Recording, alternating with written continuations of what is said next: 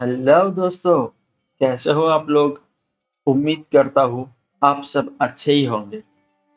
Welcome to wisdom movies, जहाँ पे आपको मिलेगा हॉलीवुड मूवीज का हिंदी में एक्सप्लेनेशन। आज हम एक्सप्लेन करने वाले हैं रिवोल्ट मूवी का, जो 2017 में आया एक एक्शन, एडवेंचर और साइंस फिक्शन जॉनर का मूवी है। मूवी का शुरुआत में दिखाया जाता है fighter helicopters out of control होकर नीचे गिर रहा है। कुछ आर्मी ऑफिशियल सिविलियंस को रेस्क्यू कर रहा होता है। वो आर्मी वाले किसी चीज से लड़ रहा होता है, लेकिन जो भी एनिमी है वो एक ऐसा हथियार से अटैक कर रहा था जिससे आर्मी ऑफिशियल्स एक ही पल में गायब हो जा रहा था। मूवी का सीन शिफ्ट होता है एक पुलिस स्टेशन का जेल में। एक आर्मी ऑफिसर लॉकअप रूम का दीवार का ईंट हटा के देखता है, बाहर लड़ाई चल रहा होता है और सब कुछ डिस्ट्रॉय होकर मिट्टी में मिल रहा होता है। उसी लॉकअप में और एक लड़की भी कैद रहती है, जो बताती है कि वो दोनों नरक नाम का एक जगह पे बंदी है, जो नाइरोबी से 200 किलोमीटर दूर है। और नाइरोबी ईस्ट अफ्रीका का देश केनिया का राजधानी है। वो आर्मी ऑफिसर बहुत ही कंफ्यूज्ड रहता है, क्योंकि उसे अपना पास्ट, अपना बारे में कुछ भी ठीक से याद नहीं रहता है। दोनों का बातचीत में पता चलता है कि वो लड़की एक डॉक्टर है, जो 2.5 साल काम कर रही थी एक फॉरेन एड हॉस्पिटल में, लेकिन अभी वो हॉस्पिटल और नहीं रहा। फिर वहां पे पूरा बिल्डिंग और जो भी था अंदर, सब कुछ हिल रहा था, जैसे कि कोई भूकंप आया हुआ है।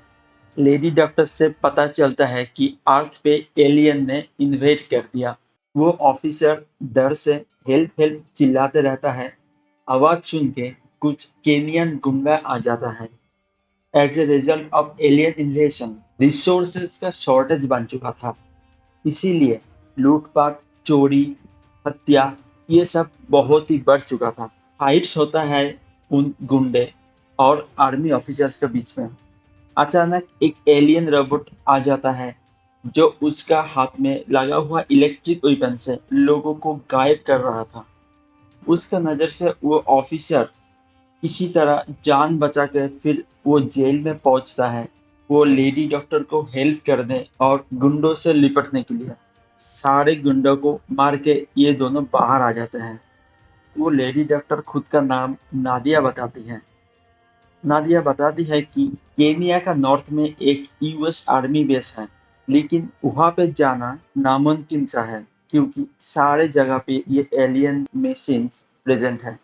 फिर भी ये लोग डिसाइड करते हैं एक गाड़ी लेके वहां पे जाने का, ये जानते हुए भी गाड़ी का आवाज उस एलियंस को अट्रैक्ट कर सकता है। रास्ते पे ही उन दोनों का गाड़ी पे हमला कर देता है केनिया का मिलिट्री।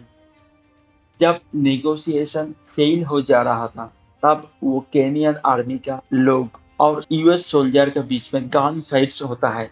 लास्ट में सिर्फ 2 ही केनियन सोल्जर्स बच जाता है।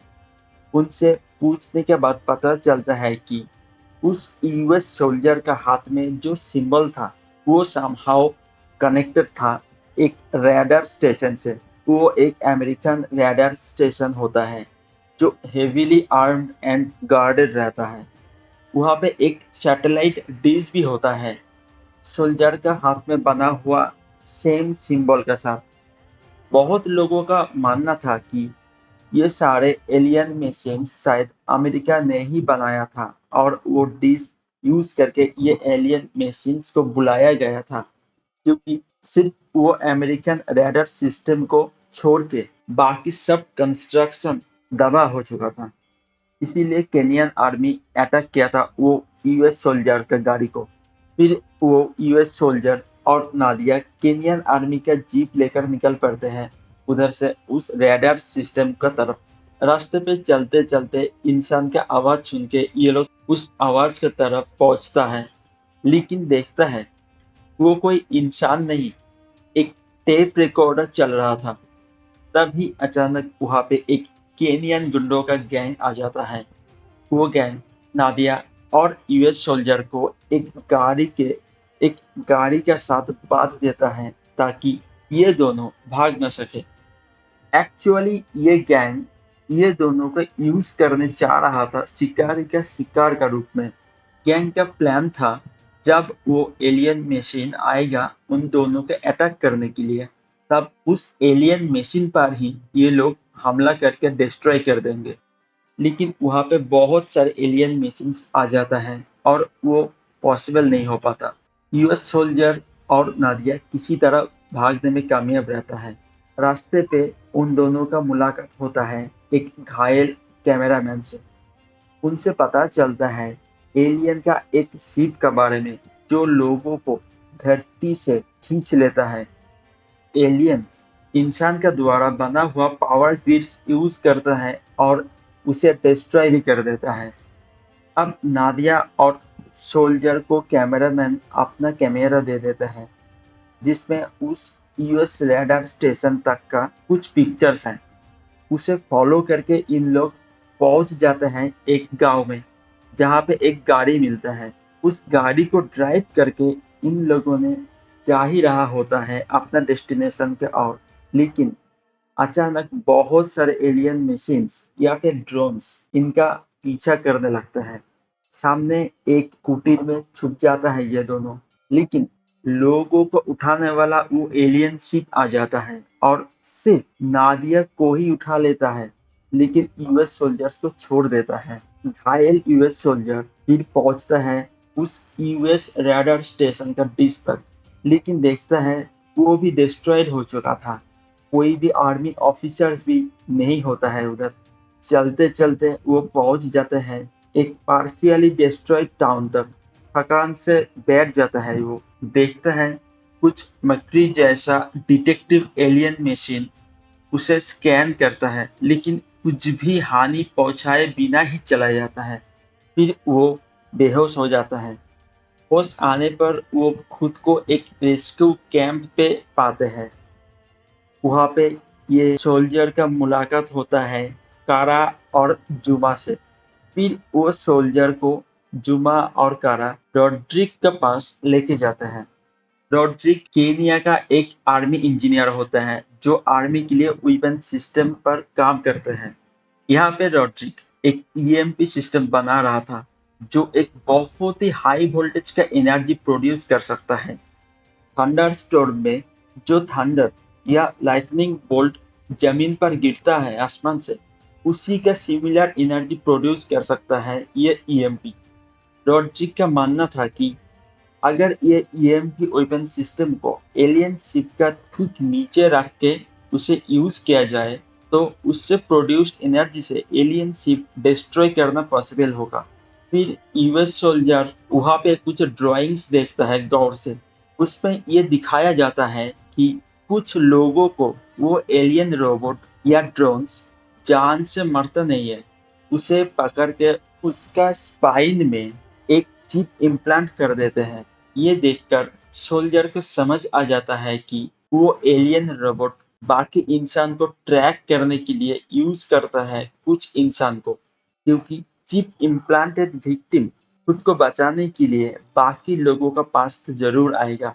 फिर सोल्जर को याद आता है फाइट्स के दौरान उनका बाकी साथियों को ये एलियन ड्रोन जान से मार देता है, लेकिन उन्हें पकड़ के उनमें भी एक चिप इम्प्लांट कर दिया था। पहले ही हम देखे थे कि मकड़ी जैसा alien robotic tracker US soldier को कुछ नहीं बोला था। हम ये भी देखे थे कि उसका फ्रेंड नादिया को एलियन चिप उठा लेता है, लेकिन सोल्जर को छोड़ देता है। इसका रीजन ही था कि वो सोल्जर खुद एक चिप इम्प्लांटेड विक्टिम था जिसे ट्रैक करके एलियंस बाकी लोगों तक पहुंच सकता था। देखते ही देखते वहां पे बहुत सारे एलियन ड्रोन्स आ जाता है एक साथ, क्योंकि एलियंस उस यूएस सोल्जर को ट्रैक कर चुका था।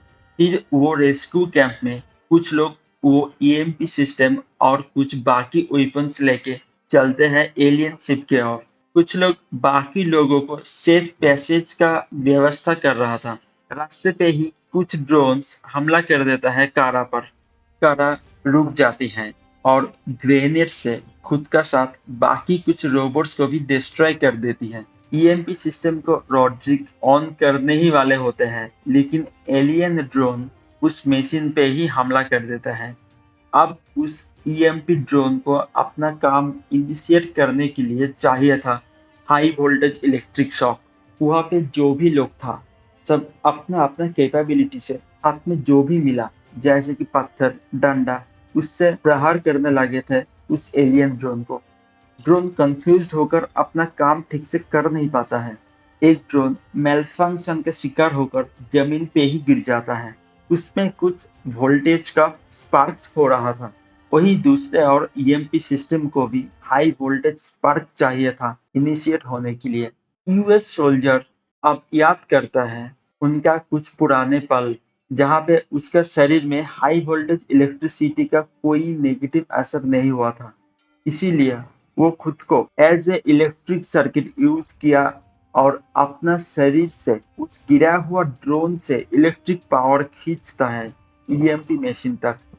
ईएमपी सिस्टम को वो पावर मिलते ही अपना काम करता है और सारे alien equipment including all drones and ships function करना बंद कर देता है और एक एक करके जमीन पे गिरने लगता है। बेहोश हो जाता है यूएस सोल्जर। ज्ञान वापस आने पे उसे याद आता है खुद का नाम और जगह जहां से वो बिलोंग करता है। वो है उनका नाम। मूवी यहीं पे समाप्त हो जाता है। ये मूवी का एक्सप्लेनेशन आपको अगर अच्छा लगा तो एक लाइक और सब्सक्राइब कर दीजिएगा। आपका कोई भी व्यूज कमेंट पे भी आप लिख दीजिएगा। मिलते हैं अगला वीडियो में।